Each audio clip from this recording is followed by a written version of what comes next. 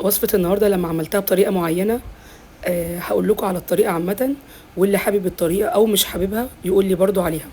أنا هنا عندي كوبايتين من المية الدافية، وأربع معالق من السكر، نص معلقة صغيرة من الملح، وبقلبهم كويس مع كيسين من الخميرة. نزلت عليهم بكيلو من الدقيق المنخول، معلقتين من اللبن والبودرة. هنا بقى أنا استخدمت زيت بس، قلت أما أجربها كده بالزيت بس من غير سمنة، كوباية الا ربع من الزيت من غير سمنة. حبيت أعرف القرص هتبقى عاملة إزاي. تمام. انا كده عملتها بالعجان او على ايديكم لمده 7 دقايق لغايه ما توصل للقوام اللي انتوا شايفينه ده، عجينه حلوه ما بتلزقش معاكم. بنسيبها ترتاح لمده نص ساعه، وبعد كده بنشتغل فيها عادي. تمام. تخمر بس كده نص ساعه. بصوا ما شاء الله هي العجينه حلوه ما بتلزقش، ما فيش فيها اي حاجه لغايه دلوقتي كده. تمام. انا حبيت اجربها بالزيت، قلت اما اشوف هتبقى الشكل بتاعها عامل ازاي، الطعم بتاعها. انا كده زي ما انتم شايفين كورتها كور صغيره بحجم البيضه، وبسيبها تخمر شويه، وبعد كده برجع لها تاني. اول كوره بدات فيها بجيبها وبحشيها عجوه، او ممكن ما تحشوهاش اي حاجه، تسيبوها كده من غير اي حاجه. بحط في قلبيها العجوه وبرصها على الصاج مش مدهون اي حاجه، وطبعا بسيبها لانها لسه هتخمر تاني.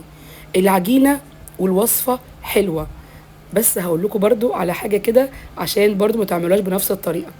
هخلص كده كل الكميه بتاعتي، اللهم بارك، عملت كيلو من الدقيق، عمل لي كميه حلوه ما شاء الله، صاج وصينيه. عملتهم كلهم بالعجوه. العجوه كورتها عادي من غير زبده ولا زيت، هي كده كده كده طريه. كورتها عادي كور صغيره وحشيتها في قلب القرص. فطبعا خلصت الكميه بتاعتي كلها ورصيتها على الصاج، وبعد كده بسيبها برضو ترتاح في الصاج لمده مثلا نص ساعه. وبعد كده باجي بصوا زي ما انتم شايفين كده، باجي بكل سهوله بروح مشكلاها اي تشكيله، اي شكل عندكم، بس بفردها الفرده دي يعني تقريبا نص سنتي. لازم الارتفاع بتاعها ما يكونش اكتر من نص سنتي عشان تطلع معاكم مظبوطه. انا بقى هنا الزيت طلعها شويه ناشفه، يعني اللي حابب القرص ناشفه ما تبقاش طريه هيعملها بالزيت. اللي طبعا بيحب السمنه مع الزيت يفضل، هتبقى القوام بتاعها مظبوط والطعم بتاعها حلو، يعني ولا هي ناشفه ولا هي طريه. بشكلها باي حاجه، سكينه اي حاجه عندكم، ونفردها كده وهي في الصاج زي ما انتم شايفين.